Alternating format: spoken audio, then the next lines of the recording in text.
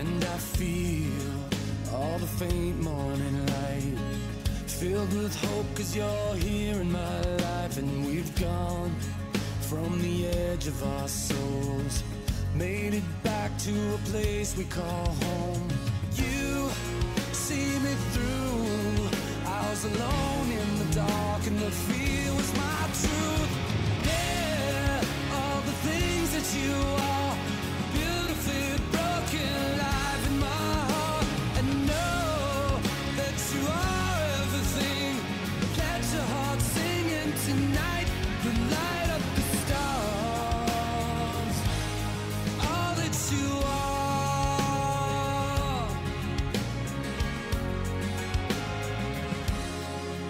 I feel wrong, I'm so human and flawed. I'll break down even though I'm still strong. In time, we'll make fools of us all. Build us up and then laughs when we fall. You pull me through when I'm alone in the dark, and the fear is my truth. Yeah, all the things that you are, beautifully broken, alive in my heart. And know that you are everything. Let your heart singing tonight, you light up the stars. All that you are.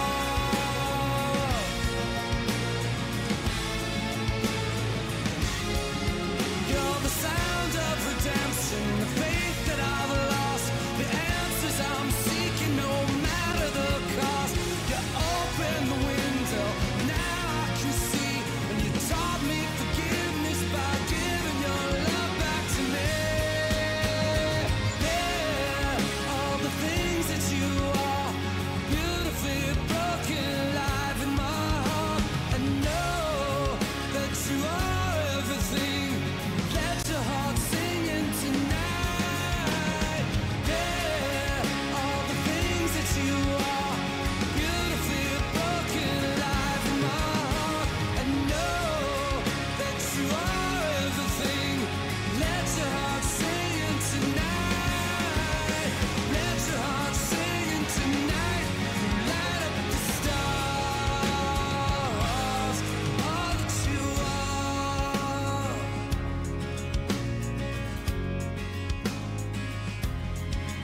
Oh, I feel all the faint morning light, filled with hope, 'cause you're here in my life.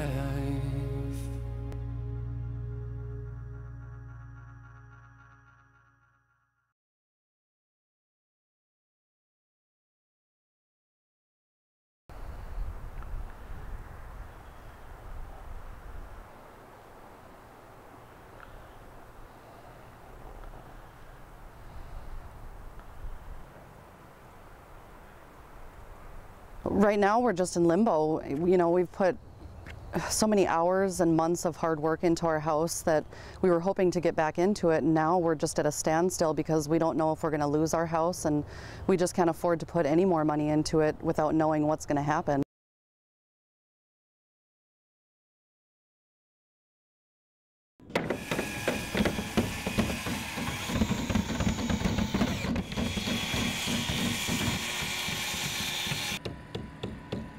When the river rose, it sunk the Lincoln area in some of the deepest floodwater. In the middle of the roughly 13 feet of water was the home of Adam and Terry Pecharich.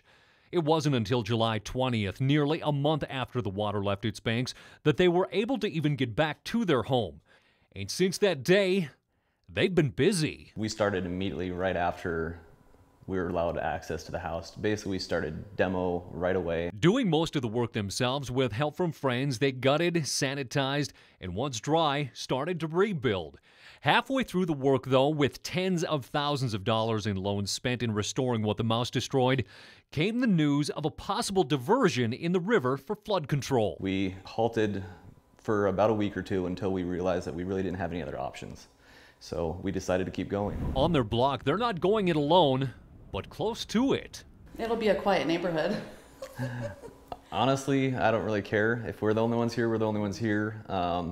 As long as we have somewhere to live. And that's what it all boils down to. With a loan out on the house, moving anywhere else wasn't an option. They can't tell us a date, they can't tell us how long, so we only have one option, that's just to rebuild and get back into our house. The Pechariches have called a FEMA trailer home since late last fall, and with their daughter starting high school next fall and one more on the way very soon, this family is just hoping for a return to normalcy. The end product is so close. Like say I have to keep Terry from moving stuff in here herself. I've got to move in when he's not here. So I've got a reminder that it is still ongoing. But not for too much longer. All that's left is some finishing work and carpet. It's been a hard road to get to this point. Time and toil on the emotions, countless hours of work, and then the finances. Where we were making good progress on bills and everything else and a savings, that is gone on the back burner. And now it's just a waiting game, I guess. You know, you want to rebuild but not spend too much money, especially with not knowing the outcome of the final plan. For now, though, they have a home, and they'll live here as long as they can.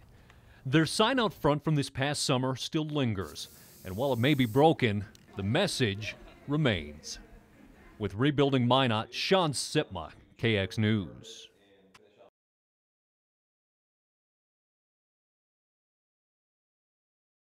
Moving on from the 2011 Mouse River flood has been anything but easy for the Pechariches. Through loans taken out with the SBA, they rebuilt their flooded house and moved back home. Recently, when they added on to their family, they simply ran out of room and put their home up for sale. And that's when the bottom fell out. Recently even had an offer, so that fell through due to an appraisal on this house. The appraisal listed the Pechariches' home value as zero, worthless to a lender because it sits in the middle of the proposed maple diversion of the flood protection plan. I was completely shocked. I was devastated. I can't even really put it into words. Not able to get financing for the home, the buyers backed out, and the home they were hoping to buy in Minot is now out of reach. The appraiser who filed the paperwork declined to give an official comment on the appraisal, stating privacy concerns. But we talked with other appraisers in Minot who strongly disagree with the finding of zero value. And here's where the problem compounds even further.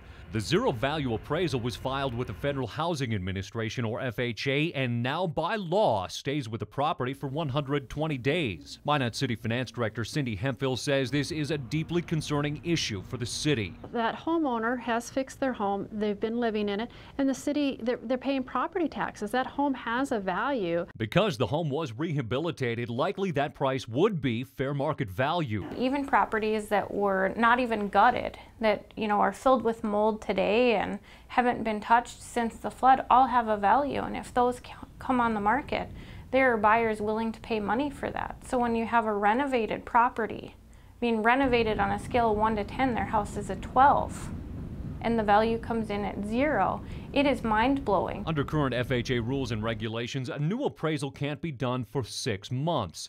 With these unusual circumstances, U.S. Senator John Hoeven says he's taking on the issue. One of the things we're doing is we're checking with FHA, the Federal Housing Administration, to see if they can make an exception under their appraisal rules, because recognize that for those homes, if they're going to be purchased or bought out at a later date, they're going to be bought out at market value. The rehabilitated homes in the proposed diversion, like the Pechariches, are in a sense a short-term housing solution for a potential buyer, and they're guaranteed a return on their investment for both the buyer and the bank, because if the flood protection plans pans out and the properties are bought out, the owners will be due the fair market value of their home, certainly not zero.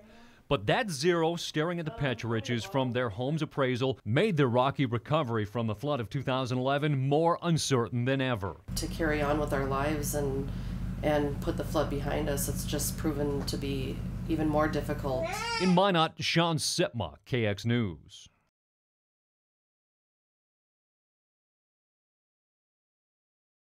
The last time we caught up with Adam and Terry Pecharich, the sale on their home had fallen through following a zero value from an appraiser, citing that it sits in the middle of the maple diversion. The larger home they were hoping to buy has since been sold to someone else, and the roadblocks for this family of 4 in their home with bedrooms for 2 only gets worse. Latest we've heard from HUD and the FHA is that even when the 120 days expires of the $0 appraisal, they still won't loan against our house. The U.S. Department of Housing and Urban Development, which handles FHA-backed loans, issued this statement about the zero appraisal. The definition of market value contemplates that HUD's insurance of the loan secured by the property will be in place for 30 years. In short, because the house will either be moved or torn down for flood control, HUD won't challenge the zero appraisal. We actually had an interested buyer again, but it turns out that they were getting FHA financing and there's no getting around that. That leaves a potential buyer looking for a short-term housing solution in either of the diversions with very limited options. Currently, the only ways that I know that they could finance them would be a conventional loan, maybe an in-house loan with a local bank where they were willing to carry the note at not as great of terms as what they could get on the secondary market, or possibly a VA loan. We haven't been told from VA no, or it would have to be cash. If the Pechariches can't sell and have to wait out the city's acquisitions, that likely will mean sinking even more money into their home. Even if we were to add in the basement and spend possibly tens of thousands of more dollars, we would not recoup that even if and when we were ever bought out. Right now, if they put any more money into this house, they're not going to get it back. With a second mortgage out from the initial rebuild, the family has exhausted all options on help from recovery groups. With their home in the diversion and the family outside financial guidelines, no help is available anywhere. Because we were proactive and needed a place to live, we're stuck in the middle of it. The timetable for the city's acquisitions or buyouts is uncertain. City officials haven't committed dollars to acquisitions in the diversions yet as they wait on federal guideline rulings from HUD. If the flood control timetables adopted by the city is the guideline, it would be 2017 before construction would start on the Maple diversion, and 4 more years of waiting on top of the 2 that have already lapsed. At this pace, the damage from the mouse will be gone before the mess in the Maple is cleared up. Hope is a long shot right now. In Minot, Shaun, Sipma, KX News.